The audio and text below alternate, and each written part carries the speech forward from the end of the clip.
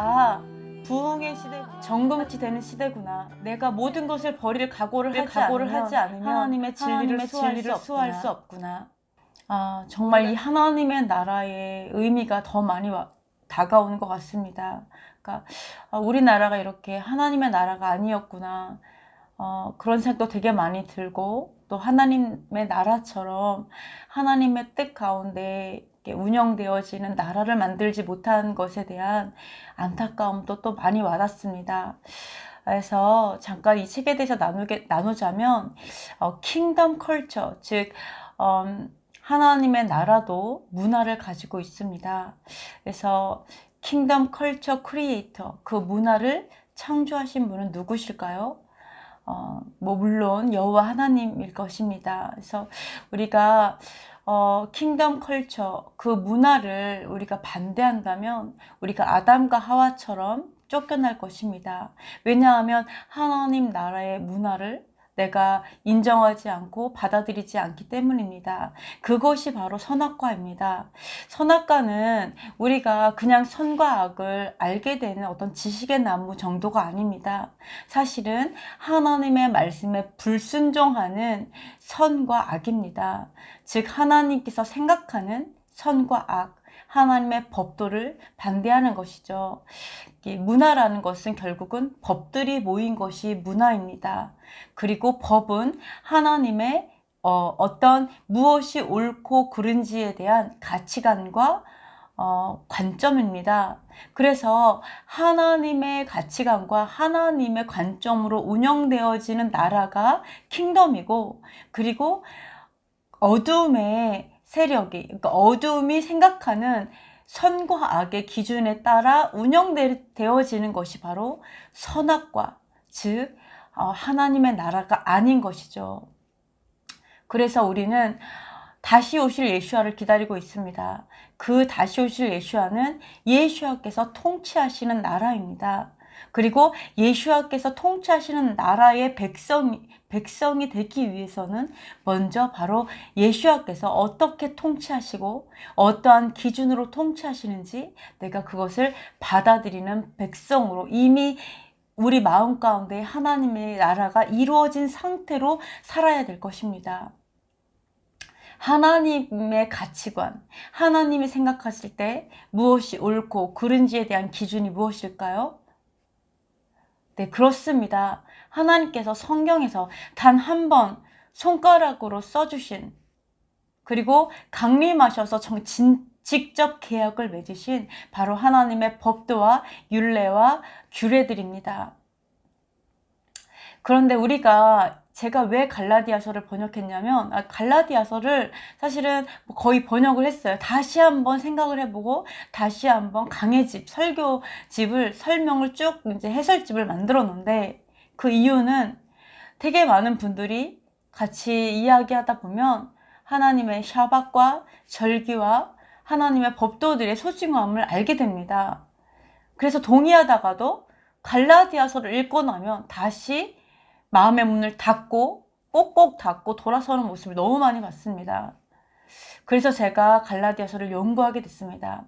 여러분한테 한번 묻고 싶습니다. 갈라디아서에서 사도 바울이 그런 얘기를 하죠. 율법의 저주, 이렇게 얘기를 합니다. 율법이 저주입니까? 율법의 저주, 그래서 십자가에 달렸다고 이렇게 얘기하고 있습니다. 그러면 예수와께서는 말씀이시죠? 말씀은 무엇이죠? 네, 하나님의 입에서 나오는 말씀, 율법, 그리고 모세오경, 그리고 모든 성경의 말씀이 바로 예수와에 대한 것입니다. 하나님 아버지의 말씀이십니다. 율법도 말씀인데 그 중에서도 여호와께서 직접 써주신 최고의 헌법과도 같은 그것이 바로 율법입니다. 그 율법이 저주이기 때문에 십자가에 달려야 했습니까?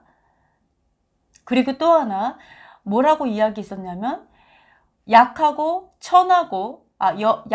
천박한 세상 초등학문이다, 이런 얘기를 합니다.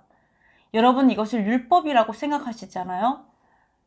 네, 그러면 여호와께서 이 땅에서 손가락으로 써주신 것을 사도 바울이 약하고 천박합니다 이렇게 얘기를 하는 걸까요?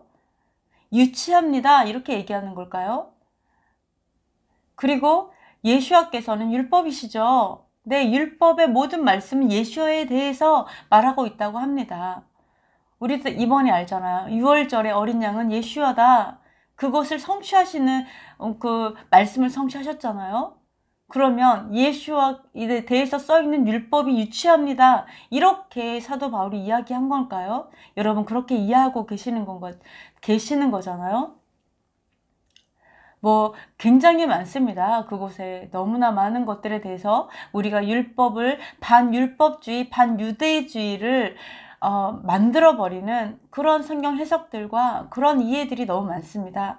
그래서 제가 우리가 생각해도 네, 하나님의 말씀이 유치합니다라고 만약에 사도 바울이 정말 그런 뜻으로 이야기했다면 사도 바울이 감히 여호와께 그렇게 얘기를 하는 겁니다. 지금 우리 현 상황처럼 제사장들이 하나님의 율법을 버리고 율법을 유치하고 그리고 버려야 될 것이라고 지켜서는 안 될 거라고 가르치는 바로 그러한 우리가 여호와 하나님을 왕따시키고 우리가 여호와 하나님을 유치하다 얘기하고 무시하고 예수야를 당연히 율법의 저주와 같은 그 율법 대신에 예수와께서 죽으신 것처럼 우리는 그렇게 오해하고 있습니다. 우리 모두가 정말 그렇게 생각하고 있는데 이것은 사실 2000년 동안 우리의 눈을 가리고 있던 패러다임입니다. 바로 반유대주의와 반율법주의입니다. 그래서 우리가 유대인들을 볼 수 없고 이스라엘을 볼 수 없었고 그리고 하나님 아버지의 진정한 뜻을 알 수 없었고 지금 2000년 동안 흘러왔습니다. 하지만 예수와께서 뭐라 그러셨습니까? 천지가 없어지기 전에 반드시 율법의 점 하나도 획 하나도 땅에 떨어뜨리지 않고 완전히 성취하실 거다라고 이야기하셨습니다. 우리는 그 시대를 살고 있습니다. 우리가 이렇게 어렵지만 하나님 정말 너무너무 어려운 가운데 정말 어떻게 보면 종교의 자유와 그리고 정말 평안한 가운데 말씀을 나누고 싶었지만 하나님께서는 이러한 어렵고 힘들고 정말 하나님 흔드시는 그런 고난의 시기를 우리에게 주셨습니다. 그것은 우리는 어쩌면 희소식입니다. 왜 희소식이냐면 항상 부응하는 것은 어려울 때 시작되었습니다. 하나님의 부흥은 고난과 거의 함께 갑니다. 그리고 오히려 퇴보하는 것은 우리가 평안할 때 퇴보합니다. 그래서 이런 힘든 시기에 우리는 그걸 알 수 있습니다. 아, 부흥의 시대구나. 정금같이 되는 시대구나. 내가 모든 것을 버릴 각오를 하지 않으면 하나님의 진리를 수호할 수 없구나. 우리가 지금까지 하나님보다 우선했던 그 모든 것을 내려놓지 않는다면 내가 승리할 수 없는 시대가 되었구나. 이 시대에 우리가 더 승리하고 하나님 앞에 진짜 우리가 혹시라도 빛과 소금의 역할을 제대로 못해서 우리가 말씀의 진리 앞에 온전하지 못해서 우리가 밟히고 있지 않는가.